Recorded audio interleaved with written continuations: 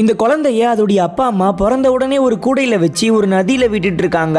அந்த குழந்தையும் 3 நாளா எதுவுமே சாப்பிடாம அந்த நதியிலேயே மிதந்து வந்துகிட்டு இருக்கு. ஆனா அந்த குழந்தைக்கு நிறைய பலம் இருக்குது. இப்படி இருக்க ஒருத்தர் பயங்கர ஷார்ப்பான கத்திய வச்சுக்கிட்டு அந்த நதியுடைய கரையில விளையாடிக்கிட்டு இருக்காரு. அப்ப அவரு இந்த குழந்தை மிதந்து வர்றத பார்த்துட்டு ஓடி போய் அதை ஒரு கையாலேயே தூக்கிக்கிறாரு.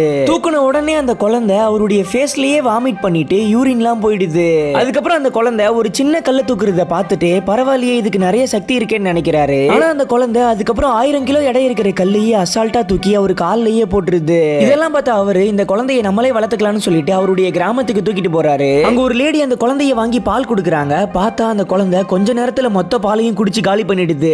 அதனால அவரு இதெல்லாம் இந்த குழந்தைக்கு பத்தாதுன்னு சொல்லிட்டு அந்த குழந்தையை தூக்கிட்டு போய் திரும்ப காட்டிலேயே விட்டுட்டு வந்துடுறாரு.